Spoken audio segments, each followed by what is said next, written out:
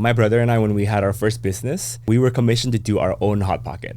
And this was like such a mind-blowing thing to have your food in a grocery store around the nation when you grew up with that. Well, we had a very successful food truck. Nestle wanted to tap into gourmet small businesses that were making a lot of waves in the business, and they wanted to take in some of the inspiration, create a menu with us, and then we would roll out a new item on the shelves. Our own creation under Nestle's production.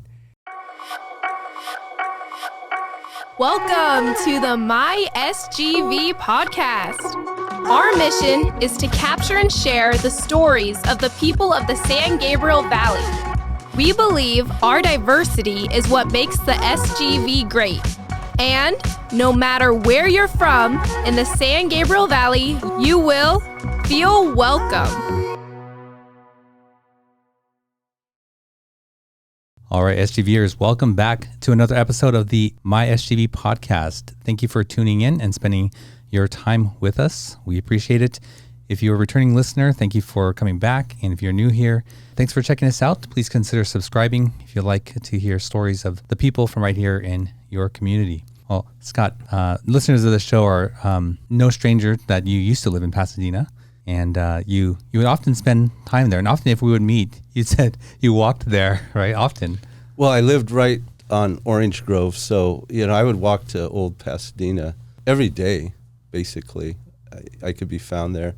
Well, I love it. I love the activity. I love just the variety of things that are there, the restaurants in particular. Sure. We've eaten at a few restaurants there together and sometimes meeting people. And we've also talked a lot about the transformation of that area on this show quite often, as it's often listed as people's favorite place in the San Gabriel Valley. Right. Yeah, it's got that special charm. And the way it's developed over the last, I guess now it's been 30 plus years with, paying real attention to the redevelopment of it. Yeah, it's just developed into a popular zone. Sure.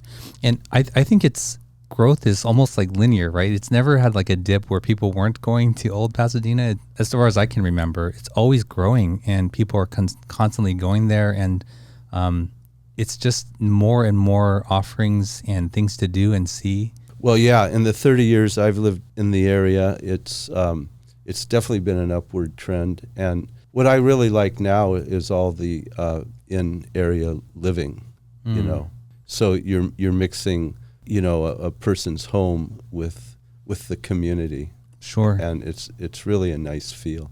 And there's a big, I would say, boom of Asian influenced businesses and restaurants and activity in Pasadena that I've never seen in the last, Oh yeah, it definitely developed 30 years ago, which is when I first moved to Pasadena. I don't think there was much influence at all. No Asian influence, really. Right. And now it's prominent. Sure. Yeah. Well, there's definitely lots of things to check out in Old Pasadena restaurants, retail to see. And if you want to check out those things or other things in the San Gabriel Valley, don't forget San Gabriel Valley Now, your source for city news, announcements, events, special savings, and everything SGV. Check them out on Instagram, sgv.now, and read their new SGV Now magazine on their website, sgvnow.com. Well, before we get to our guest, you saw some of the goodies that we got from Paris Bakery. Again, they've partnered with us to provide refreshments. Paris Baguette. Oh, I'm sorry, Paris Baguette. Yes, Paris Baguette. They've partnered with us to provide some treats and refreshments for our guests, so thank you to them. And I know they'll enjoy those later on. Well, that brings us to our guest today. His name is Eric Tjahyadi. He's the co-owner of Bone Kettle in Pasadena. Eric, welcome to the show. Thank you. Yeah, we're excited to have you here. So Bone Kettle, if people know, is one of the restaurants in Old Pasadena. And when did it first arrive there? Well, we are actually celebrating our 7th year anniversary. So we opened officially February of 2017. And for any restaurant or any business, that's remarkable to have survived, but you also survived during the pandemic. Yes, absolutely. We're really lucky. Yeah. To be able to kind of, be resilient and power through. And why did you choose Old Pasadena, that area? I think it has like a sentimental value to me. Growing up, I'm an immigrant, so we would always take the bus to Pasadena, and it was like such an aspirational place to be. And I've always had it as a bucket list for me to be a part of that community, whether doing business of living there, and it has like such a charm to it. And so when the opportunity came around, and we were kind of thinking about a new concept, it was just like a match made in heaven. Wow. Yeah. Well, so you're excited also to be there because of, growing up around here. Growing up, it was an aspiration. Also the space that we were occupying was this really iconic, this like very iconic Chinese restaurant that was like groundbreaking when it comes to Chinese cuisine in the LA area. Eugene Kang's, another family-owned operated restaurant that was around for 20 years. They were one of the first businesses that went out and did high-end Chinese restaurant. And it was like such a unthinkable concept, kind of flipping something that was supposed to be maybe more casual and maybe, considered maybe lowbrow, but elevating it for a new dining kind of constituent. So yeah, it was I just remember like that name. Eugene Definitely. Kang's, yeah. Yes. Been around for 20 years. Is it still around somewhere? So the chef Kang actually passed. That's why the restaurant is no longer ceasing. But we're in touch with the family. And the son, Chef Allen, is actually still operating as a chef, continuing the legacy. And we even named one of our cocktails after his dad.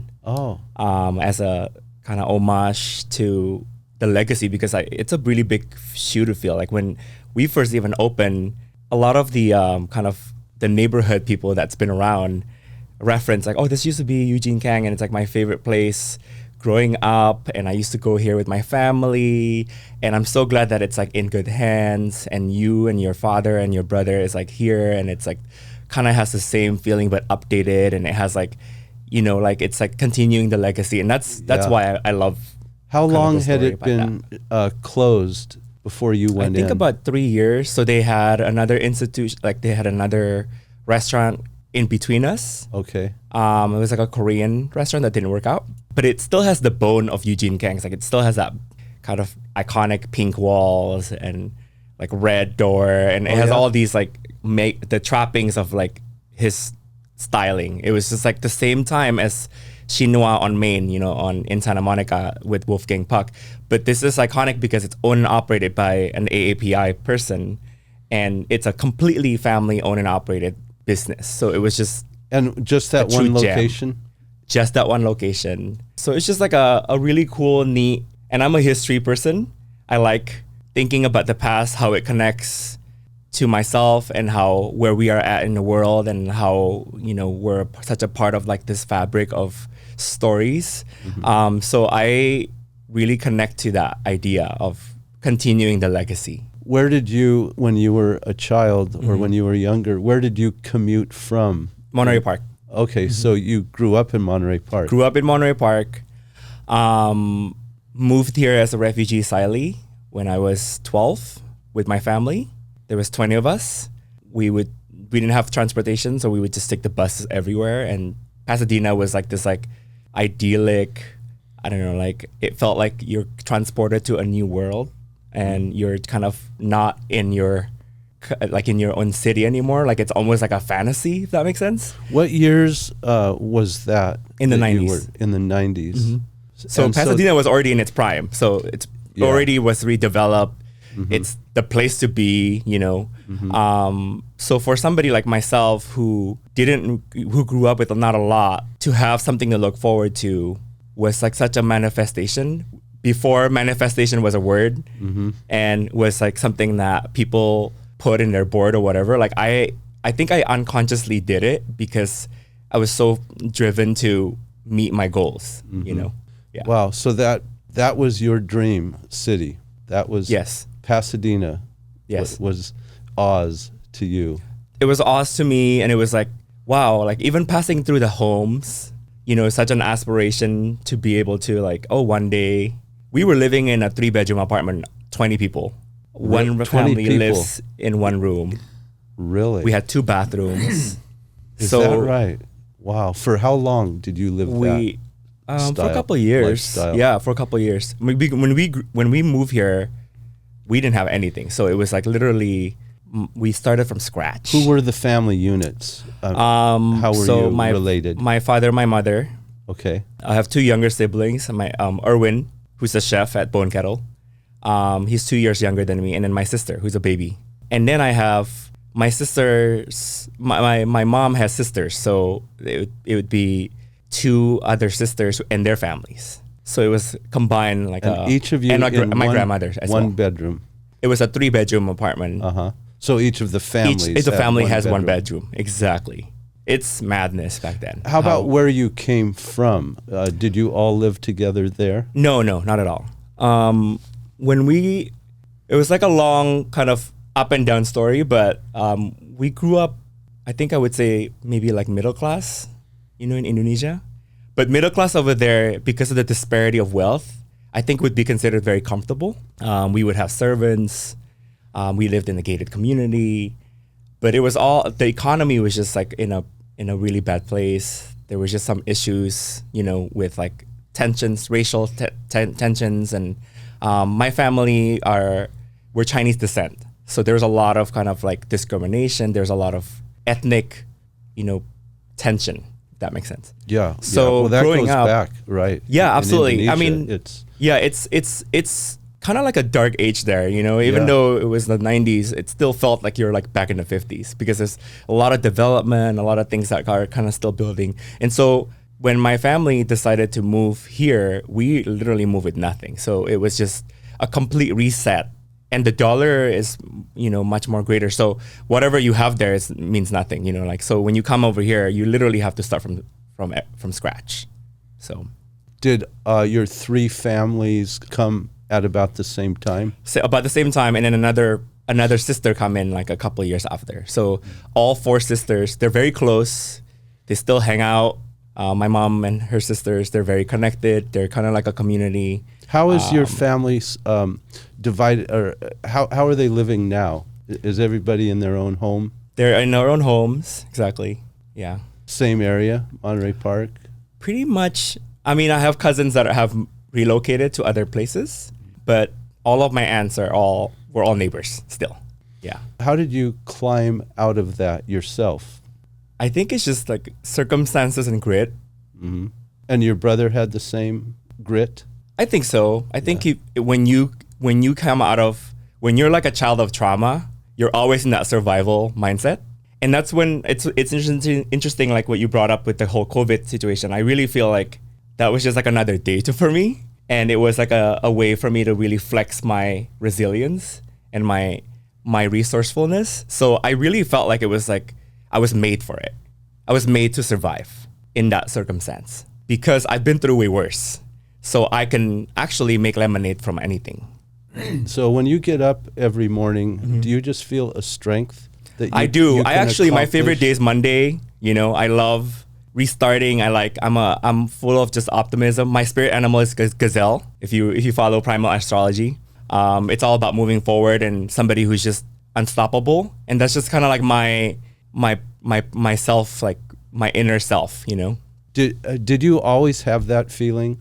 So think back to when you were in Indonesia. Yeah. Think back to where was your interim stop between Indonesia and the U.S. Or did you come direct from Indonesia? Direct from Indonesia. And then The first day that I found out that I'm moving here was the day that I found out. Like the day that I moved was the day that I found out. It was very sudden. Oh, you pulled up and Yeah. got on a plane. No goodbyes, like a complete reset. Like literally we went away. Yeah. It was like a complete refugee style move. And we left with pretty much not a lot of things. Whatever you could get. Bunch that of day, whatever you luggages. could grab. That's why we were able to fit in such a small apartment because we really didn't have any belongings.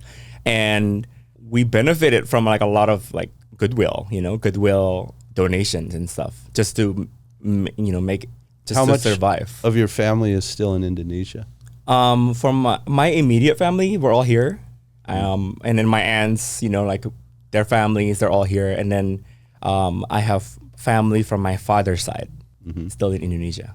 You can't go back, can you? I can. You can. Yes. But you were a refugee. We were a asylee. refugee, and then we received the green card from that situation, and then I'm a naturalized citizen. Yeah. Well, I'm so curious what it was like living in that home, and what the everyday was like. And were you aware that this was challenging, compared to how other kids were living in that time? I think we were just like very young, and we were kind of we were trying to understand things still. I was the eldest from my cousins. It was like a nice community because also the language barrier was very difficult. Not a lot of people spoke our language, so we really lean on each other to be able to be a resource for one another to cope with the trauma.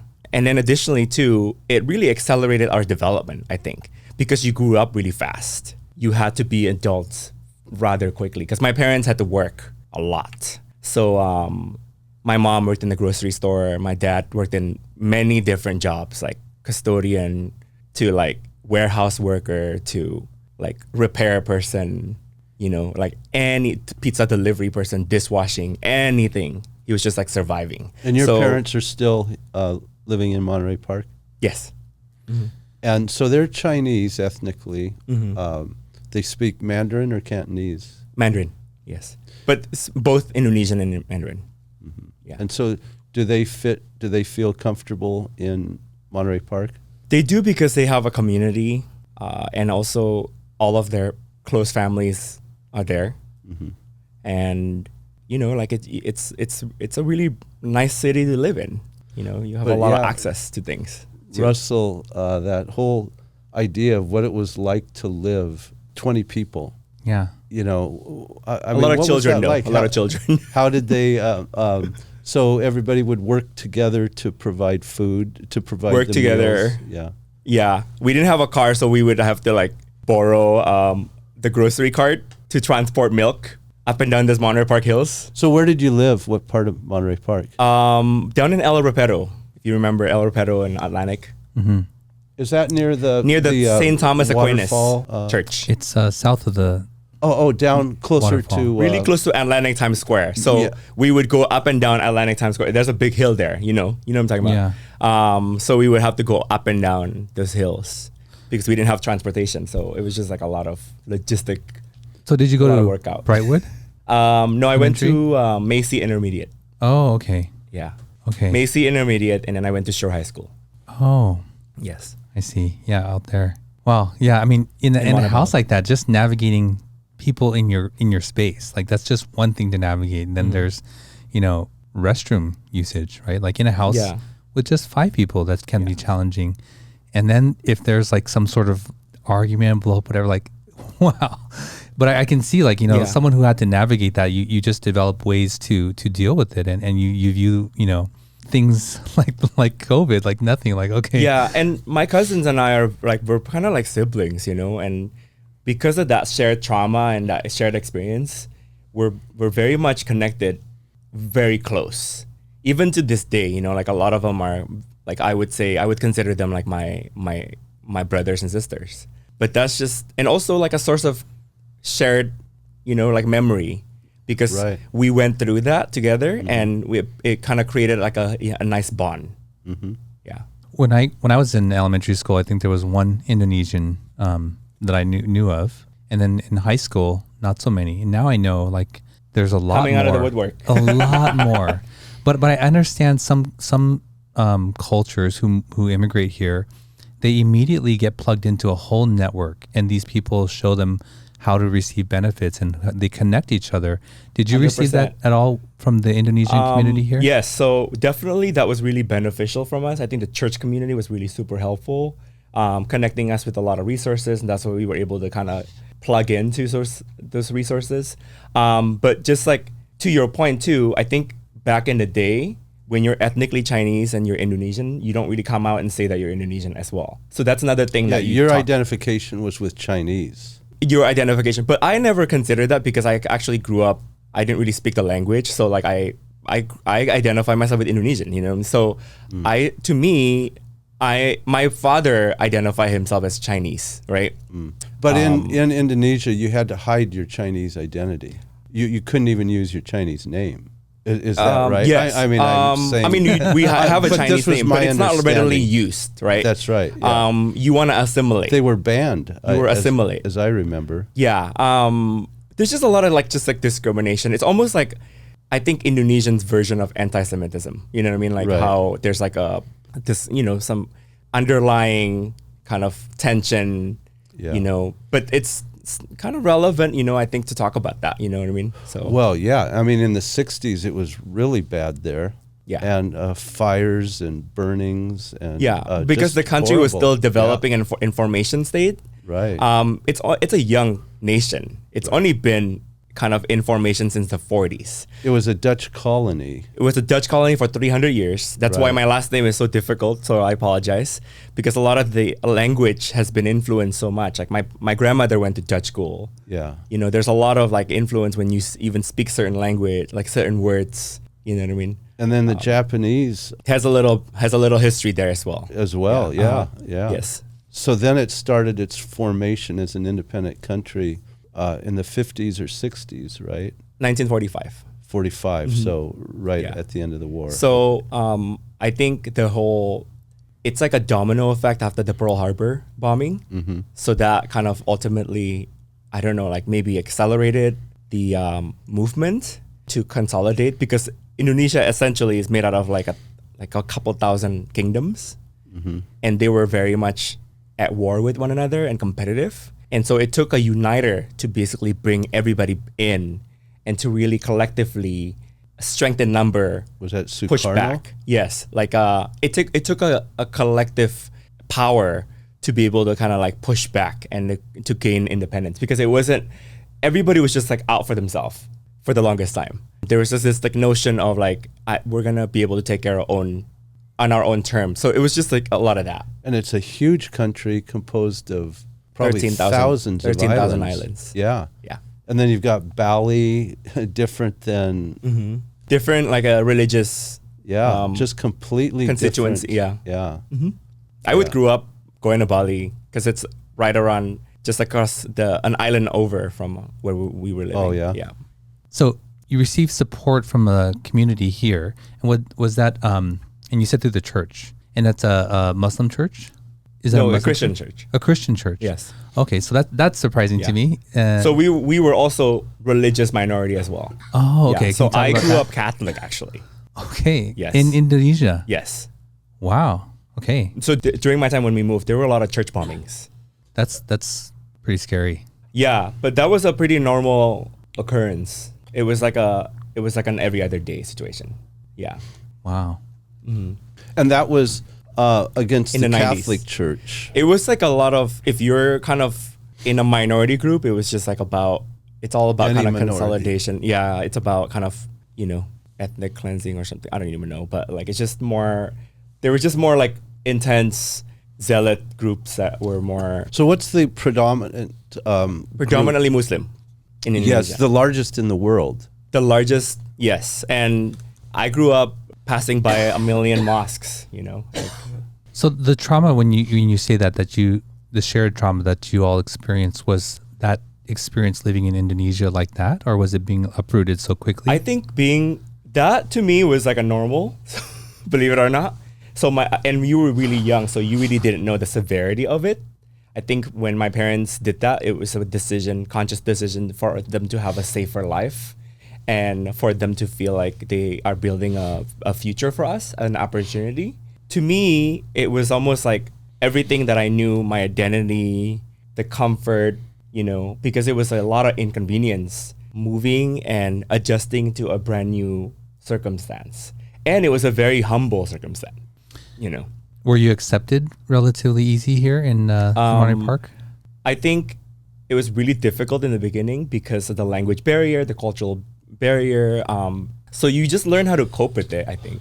Even though you were, I'm assuming, among a lot of Asians, but they recognized that you were, either not Chinese or Vietnamese or Japanese right away, right? Definitely do not belong in any groups. Some of my best friends growing up were Hispanics.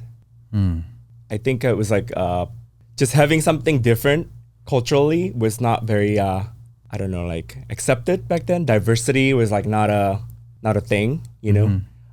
It's about assimilation and being kind of like a survival and climbing, right? The social kind of arena. And so to me, I never felt like I was like I don't know, like being accepted or something like that. I think it's more about just going through it. I think when you were young, you're thrown into a circumstance, you just kind of try to adapt. And I know you said you went to Macy and then to Shore. And then at Shore, did you feel like you fit in more, or were most of your friends were Latino at Shore High School also? Yes. And so did you go to JNS? 100%. Did you go to JNS? JNS? Yeah, it's a little like Mexican food. I did. Next to the golf course, right? Yes. It's a little place for the taquitos. Of course. Yes. Yeah, I mean, everybody who goes to Shore goes there, right? Yes. Absolutely. And the dentist, right? Yeah. There. And the hometown buffet. Yeah. No longer a hometown buffet though. There was a barber shop right there too in that area. I don't know if you got your haircut there, but I didn't get the haircut there, but yeah. So you lived in Monterey Park, but did you hang out in that area? That's Montebello, right?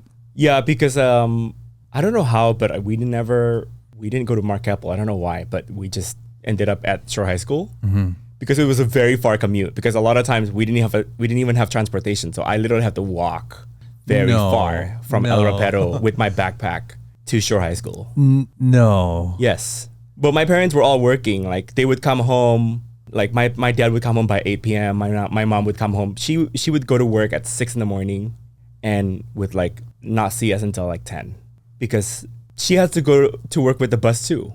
So she had a lot of logistical issue as well. So it was like a lot of struggle. I'm just still stuck on the fact that walking, I mean, I know exactly where. It's a lot of hills. Yeah. And a lot of backpack. And you know, like, those books are not very good. They're, you know. It prepared me for playing the tuba, though, after. I played the tuba in high school. Wow. So that prepared me. And so you had to carry that home also? Yes. Jeez. Oh, not the tuba. The books. Oh, okay. Yeah. The tuba stays in the... We don't own the tuba. The tuba is a loaner. You know Oh, I see. It's expensive. Jeez, that's intense. And so your brother and your sister had to make this daily journey also. Same commute. That's before like it was cool to have the little stroller backpack. That was like an innovation right there, because the stroller backpack completely changed the game for people like us. Yeah. But we really didn't have a lot of logistical accommodations, and going home we'll either have like some fast food that we pick up or microwavables. So I grew up with Hot Pocket. I'm a Hot Pocket kid. Okay. So yeah, we would like pick from like a microwavable pizza, Lunchable, or like a hot. Those are literally my meals. Wow. Yeah. Wow. So, you know, I'm imagining you in this life that seems very difficult, you know, just to get to school, but then at home, things are challenging. What were some of the things that you experienced as a kid that brought joy for you, or things that you know, did to, you know, just have fun with your siblings or your family? I think taking the bus to go somewhere interesting. You would go together as a family on the bus? Sometimes. The bus, it's just like a way to escape kind of like our community, just to kind of go somewhere else to aspire for something different. So that brings me joy, I think. And what about holidays in your home? What were those like? It would be very much a lot of like a little family gathering.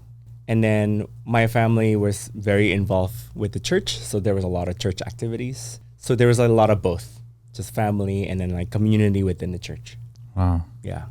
I'm curious how you go from Hot Pocket to, you know, what you're doing now, where you get that palette from. I don't even, yes, it's actually really ironic because my brother and I, when we had our first business, we were commissioned to do our own Hot Pocket.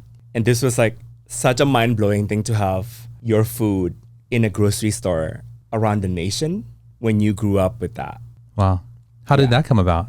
Well, we were commissioned we had a very successful food truck business. Oh, okay.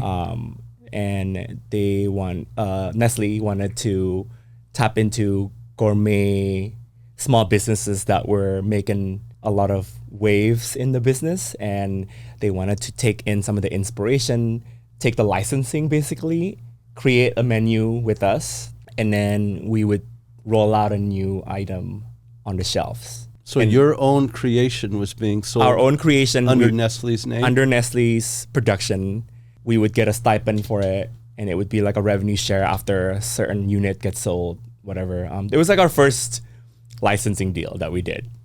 My journey was like a little up and down. So it's like, that was like such a mind blowing thing to grew up eating, Hot Pocket, and then now creating our own thing and representing Asian flavors too, which I think is a huge thing, because Hot Pocket, you don't really think about Asian flavors. So what was your product called? We were kind of like a hoisin beef. We did a hoisin beef. It's like a spicy pocket. Is it still sold? No, that was a couple years back. Yeah, Still exciting though. Limited.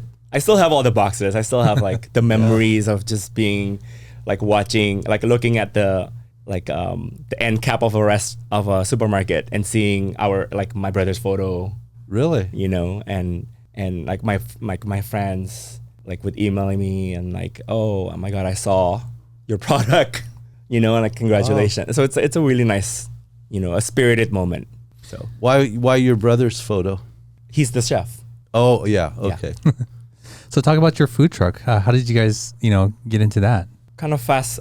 Rewind to like where we kind of started the businesses in the first place. Is like, I've always been a creative person, and Erwin, my brother, has always been such an artist, with whatever he does. Like, he's so passionate about everything he does, but particularly with food. When we were living together in San Diego, it was like his escape from Los Angeles, and he was like experimenting. There's just really fell in love with cooking, and then went to culinary school, did all the fine dining, all that, and got burned. Just like felt like really inspired, but also just like completely overwhelmed by like all the stimulants. When the recession hit, jobs were gone, and he was laid off from his really great paying job at the Hotel Bel Air, him and his colleagues. And so that's when we should start selling hot dogs, but gourmet hot dogs, like in Hollywood, like after night, just as an experiment, like let's take some of our experience. Like I work in marketing all my career, professional career, and advertising. So like let's just take some of my branding abilities, my communication skills, my brother's talent, and then my business partners like experience in the food and beverage business. Let's start like a hot dog stand or like a nacho stand, like out in front of clubs. That was kind of like our idea of business back then. So we were like, we'll just get a house, we'll prep everything in the house, we'll use the house as like a cost, basically like a operating cost, because we would be operating from the house to do the catering or whatever it is. Like, we'll get a cart and we'll just like roll it out in a truck or something like that, and we'll just push it out. And then lo and behold, there were a lot of kind of interesting personalities coming into the scene, like Roy Choi, who did his monumental Kogi barbecue truck. And that was the same time that we did our business. And we were like, if he's going to do the food truck, like we should just do a food truck as well. Like, we'll just follow the lead, but we'll just do something completely different, because we want to own kind of our diversity, because we were all different Asians, and we wanted to like kind of make it an Asian fusion, push. Like, it's something that champions the diversity of Asian flavors. And so that's kind of like where we were kind of like an Asian taco place, business. And then it kind of blew up. After 6 months, we doubled the truck operation. After a year, we opened our first restaurant, which is like unheard of. Where was that? In Beverly Hills. And after 3 years, we opened our second space. We had a book deal that fell through, but we had a book deal. We did the Hot Pocket deal. We did a lot of television things. We were written up in many different magazines, like you can think of. So it was just like a roller coaster of emotion. That makes sense. We got covered on BuzzFeed, and we had a viral burrito, and everybody copied from then on. It was a pho burrito, if you ever heard of it. What? My brother created it, kind of like a concept that he thought about, like, why not combine his two favorite food together and create like a soupy Asian style burrito that is very LA. And so it kind of took off, and now like you'll see a lot of pho burrito everywhere. It's just like and that was in your restaurant? That was in our restaurant. What was the name of your well, you Komodo. had 2 restaurants. Yes, so we had Komodo. Both are the same. We had catering. We literally just we would do like 3 weddings a weekend. Back then, food trucks were all the rage. If you remembered, it was like a big boom. So we had we definitely utilized that as like a momentum, and we were like kind of like very experimental. We did a lot of like experimental marketing things. Like we experimented with Instagram for the like nobody did Instagram, and it was like a experiment to kind of push people, market people digitally. We did a lot of digital marketing. So it was like restaurant for the new generation because we were all marketing first. And I was a marketing person, so I kind of took lead on a lot of the communication aspect. So what happened with Komodo restaurants? We had the first couple of years were really a lot of building, a lot of excitement, a lot of just growth. But there were 4 partners, and there were many discrepancy in terms of the way that we approach business, how we envision the business to grow. My brother and I were always in one camp, and then my 2 other partners were always in another camp. And so it was always a lot of kind of just very, very kind of frustrating, like it was a lot. It was an aggravated partnership, if that makes sense. It was so much joy, but it was a lot of lows, and I think all of us had like the vision that it would blow up to be like the next Chipotle. Like we had so many ideas. We had 4 growth locations that didn't work out, either through like circumstances or whatever. Like it was just like a lot of expansion, kind of like tragedy, that cost a lot of money and lawsuits because of that. You know what I mean? Because it's just like it was a very costly thing to like invest in spaces, and it didn't work out.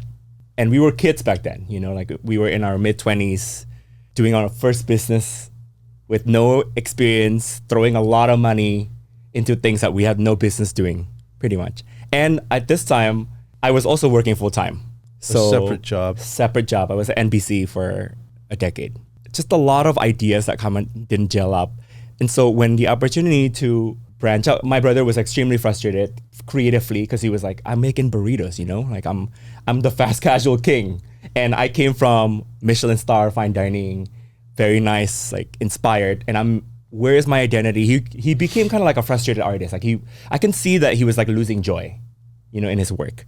And so when the opportunity to be like, okay, well, you know what? We had a lot of frustration with our partnership. Why don't we take our own lane? Let's go our separate ways. Let's be still a partner in the business, but like let's just focus on this new creative entity where you and I can really focus on it. I can really put more attention to it because now I'm gonna have a little bit more say and more voice, and then we'll develop something that is truly us. And so it's like our last business but grown up, and that's what happened to that's how Bone Kettle started. It's like, okay, so we'll take in like more Southeast Asian personalities and just kind of make it more polished casual, a place where they can sit down, enjoy plated food. It's not as casual where it's like a takeaway. It's a little bit more inspired. It changes constantly. Because with Komodo, it was almost like Panda Express. So it's like we were really trying to create like a Kava Panda Express, sweet green. Like we were trying to create that concept. So it was very frustrated to be a creative person, to be stuck in that route. And also when you think about fast casual businesses, it's really about cost, operating costs, right? About human resources. It's about process and about consistency. It's not really about the creative process anymore. It really just about maintaining the consistency and maintaining volume and mass amount of volume for you to be able to survive, especially in the economy where it was like very, very difficult. Like the price, like we were not compromising on the margin, and we were still increasing our human resources costs, right? So there was a lot of those kind of challenges. And so when Erwin and I decided to do Bone Kettle, it was just a no-brainer. Let's just like leave our partners wanted to take an ownership on the business. They wanted more of a chairman responsibility in that.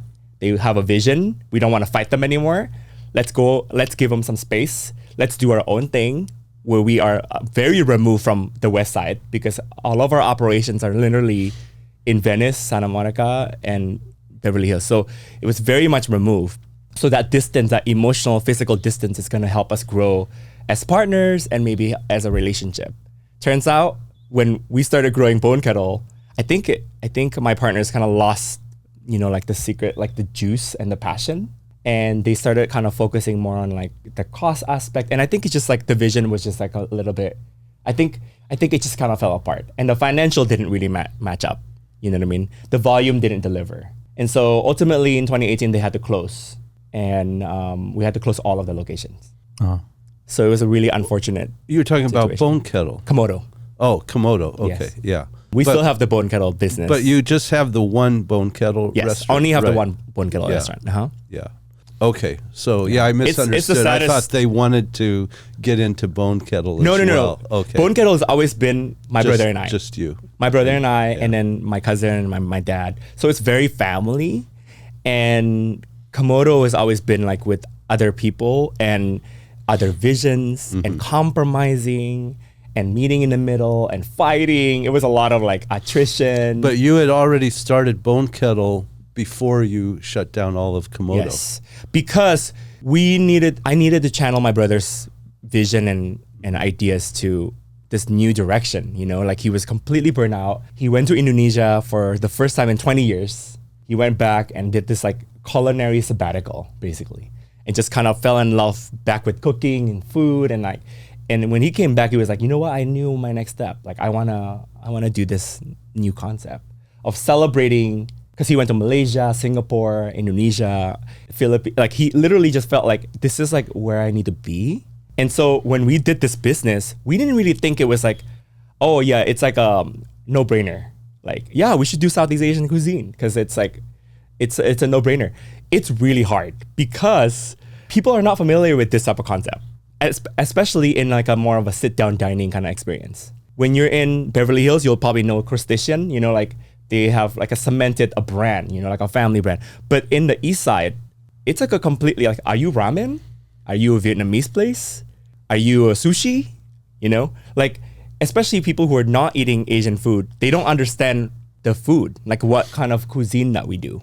And you have a lot of noodles at your restaurant. A lot of noodles, a lot of like interesting dishes, I small have plates. been there. I have eaten there. Thank you. And I think to me, it was like, I didn't even think about like, oh yeah, that's like totally, it's gonna be like a freaking home run. No, I just believed I believe in my brother's talent with so much conviction. And I go with my heart, you know, instead of like thinking sometimes. So when we went for that concept, I literally didn't even think it's gonna be so freaking hard. And it was.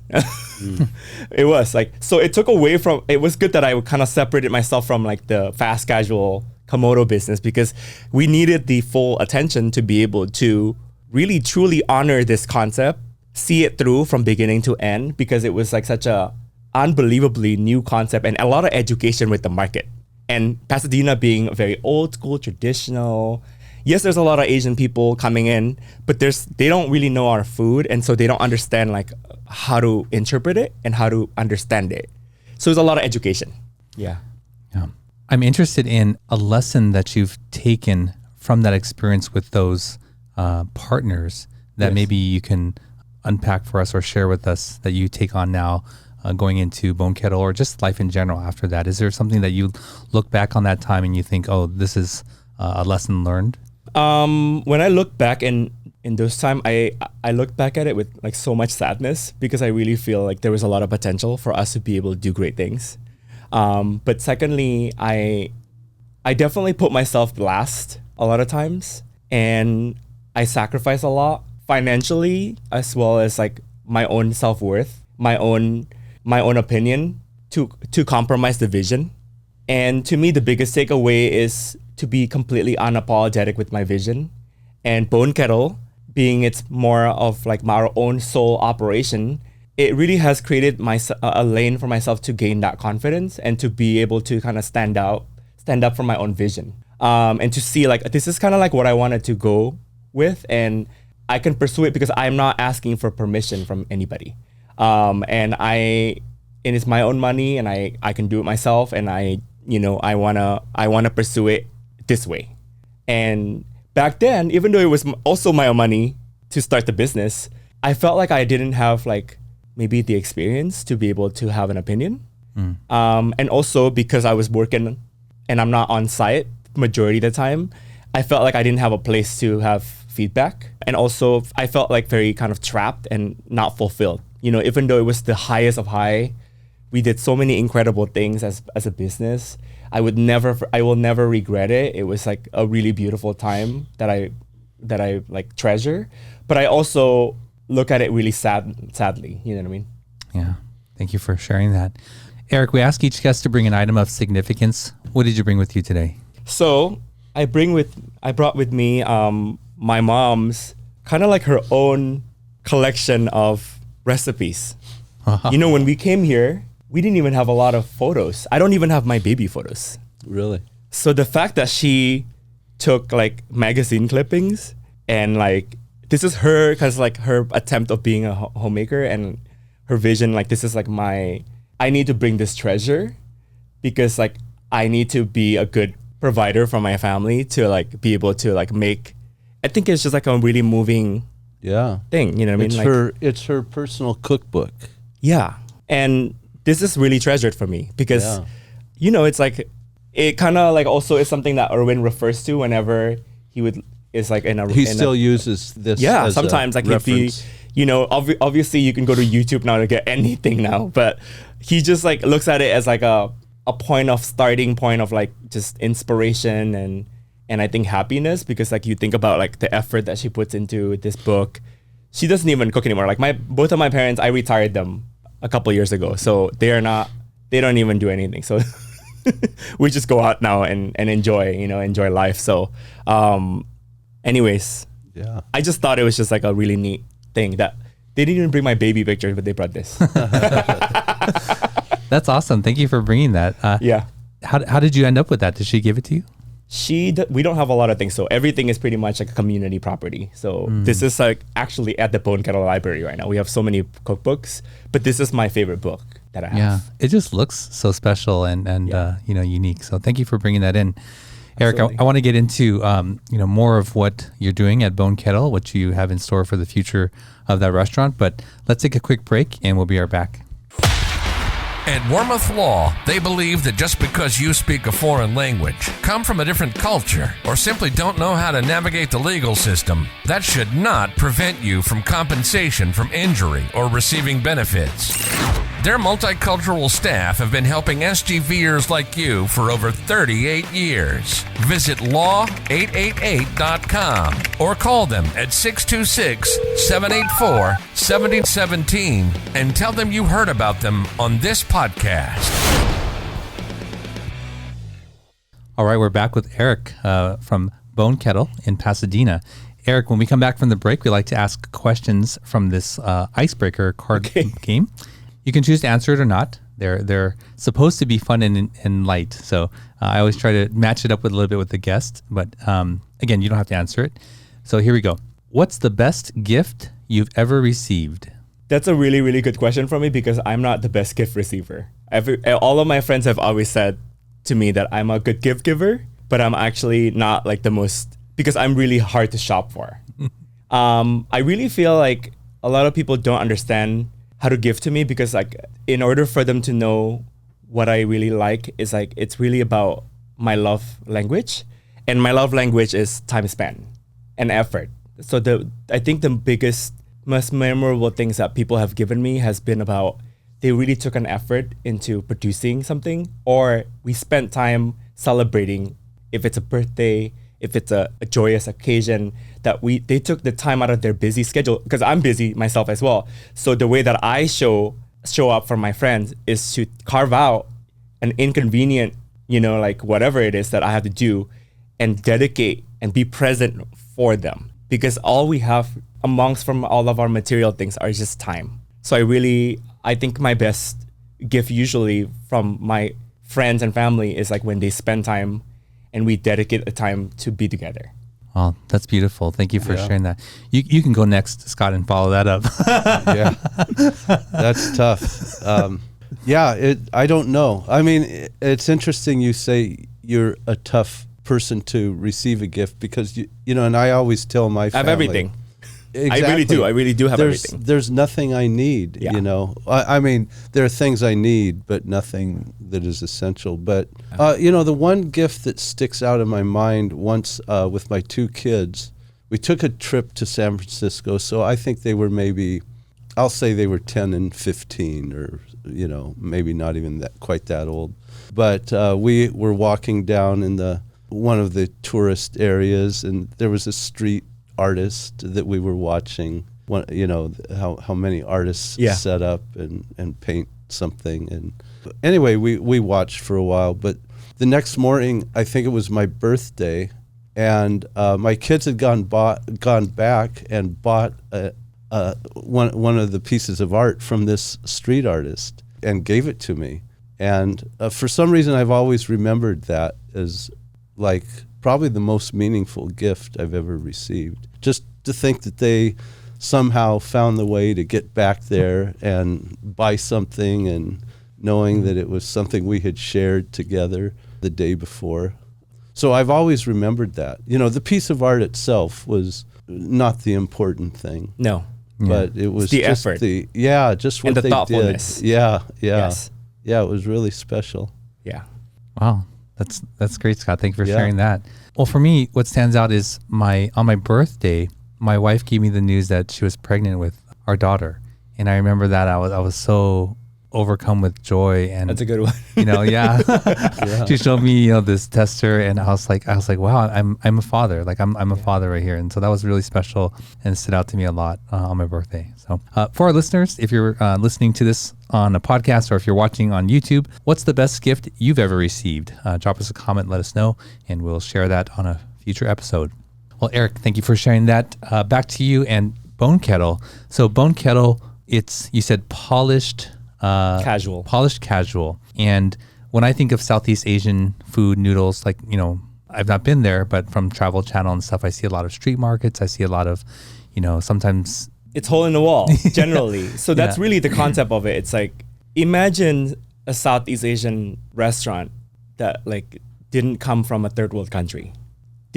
We're not challenged by a lot of the trauma. Didn't have the, it's like almost like a fantasy. It's like a fantasy of this, like, it's almost like Black Panther, like when you just imagine Wakanda, like a nation without colonialism and so much wealth and vibrancy, but took some of the ingredients and like the access of California produce and like the wealth of like inspirations that come from different places, and just fuse that with like art, design, and just like warmth.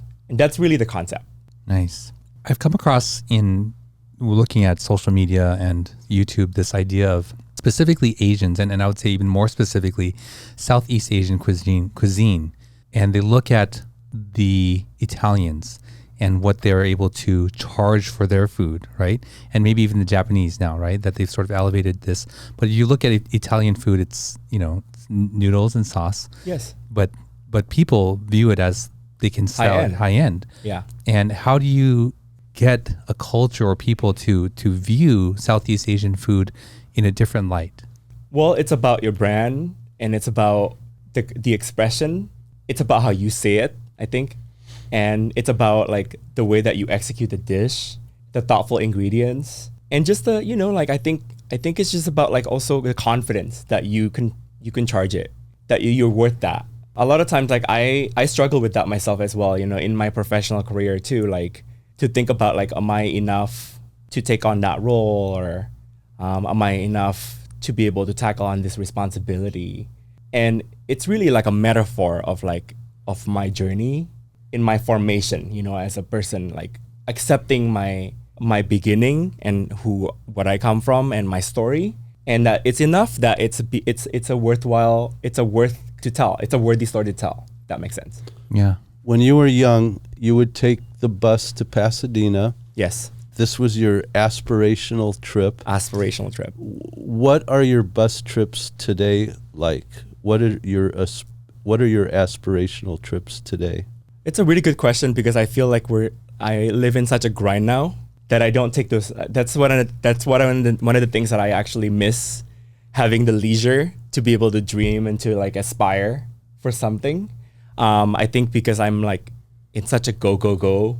Every single day is scheduled for me. I lead a team at Sony Music right now for like a global division for ad sales on my day job, and then I operate my business at night. So I literally do not have any capacity for other things except for like making it to the next day.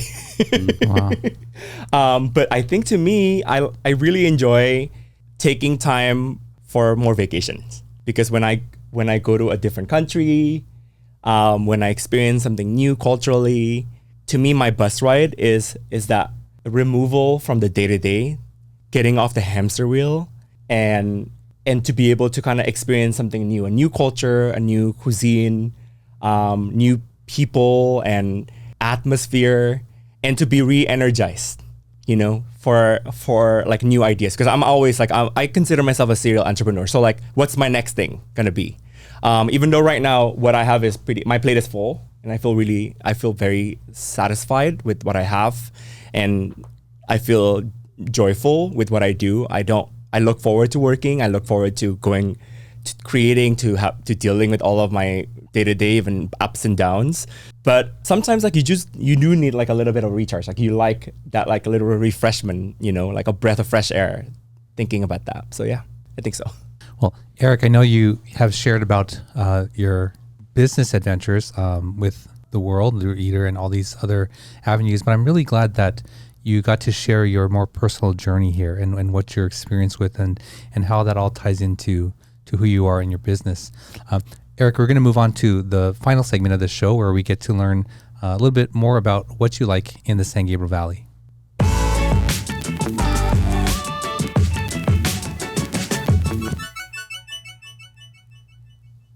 Eric, tell us about your SGV3. This is a really hard question. I thought about this all morning because I want to make sure that I'm being thoughtful about my response. I think it's because I have so many favorite things. I love being here. I was raised here. I'm still here, and I'm a really proud member of this community. So, but if I were to pick three things, the first one is, even though it's not exclusive to San Gabriel Valley per se, it's like the 99 ranch markets of the world. I feel like to me, it's like a cultural staple for families like my own to come and to feel like they're connected back to their roots, because we are so far removed from our people and the food and all that, and it's like a way for us to go back. You know, it's not perfect. It's always like bustling and there's a lot of stuff going on, but it really is just like, when I didn't live near an Asian grocery, I felt like something was missing in my life. So I think to me, that was like my first pick. My second pick is to give a shout out to an Indonesian grocery restaurant place that's actually around the corner called Medan Kitchen. And it's run by a 70-year-old lady who's, my family actually go there and to purchase. So it's right here in San Gabriel? Actually, in the same street that you are. It's around the corner from you. Really? It's an Indonesian How grocery, do you spell it? Medan Kitchen. Okay. It's run by like this iconic, incredibly talented lady with her family. It's another family-run operation. They do all of it. It's almost like a little Indonesian grocer, but they sell a lot of food. It's a lot of takeout. It's a lot of like rice dishes that you can get. Do you think that's right here on Valley or on? Absolutely. It's on right on. Valley? I literally passed by it when I was on the way here. Oh yeah? It's just like a couple minutes from here. Really? Yes. And it's not very visible, so you have to kind of go into the little parking area to see it. But it is an iconic place, and I do appreciate it. You know, like I feel like it's. Is this something that Indonesians would know? They would know the name. They know exactly. Wow, it's super highly rated too. Highly rated. 4.7 stars on Yelp.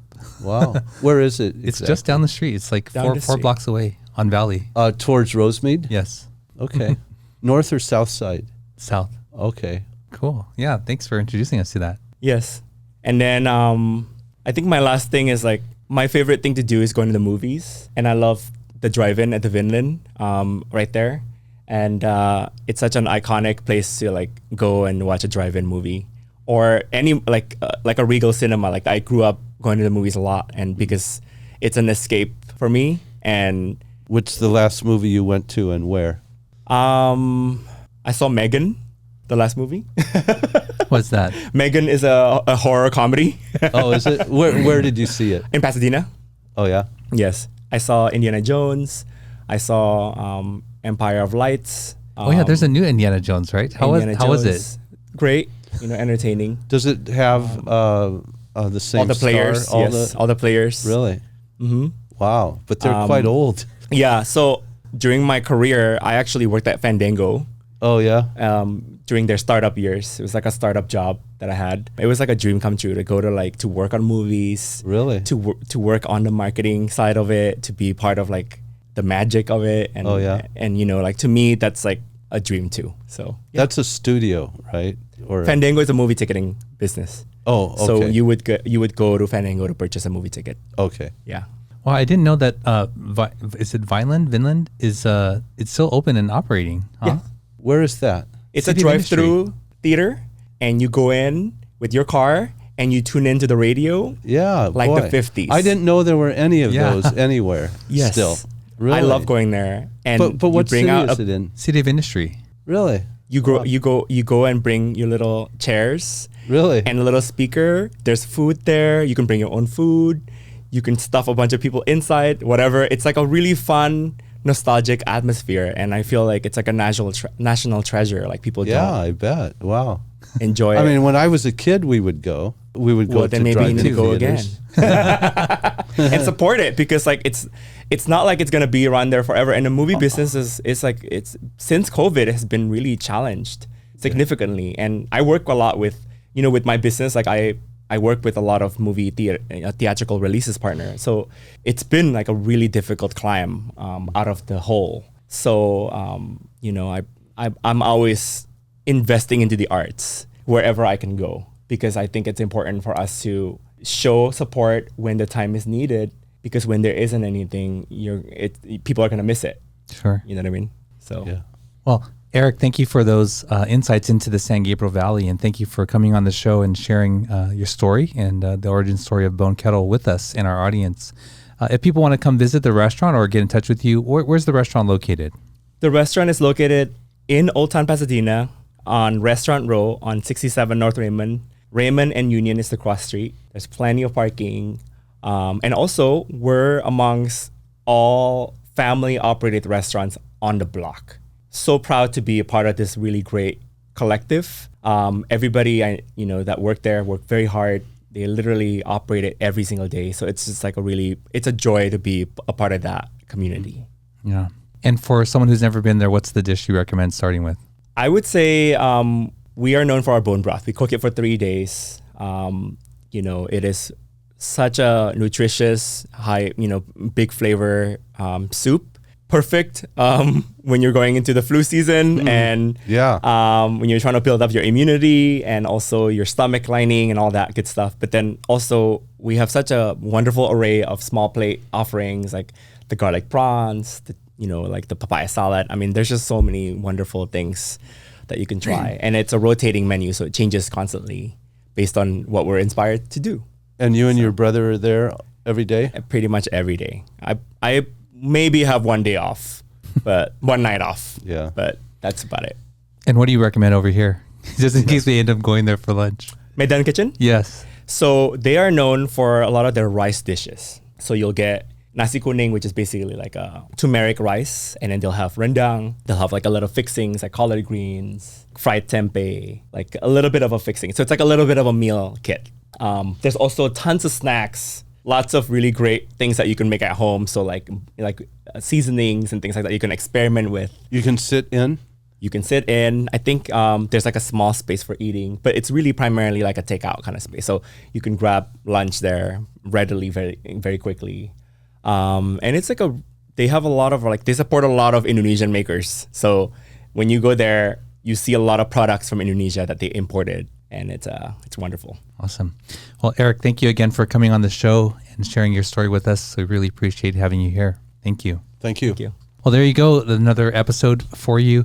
I really enjoyed this episode. I love to hear the stories behind the people in our community, and especially, to know that the businesses that you support, the story behind them, and the people that make up our community here. It's really nice to be able to connect with the things that made them who they are and the restaurants you support. So if you like this kind of content, please like, share, and subscribe. And you can check out our full catalog of episodes on our website, mysgv.net. And until next week, we'll see you then.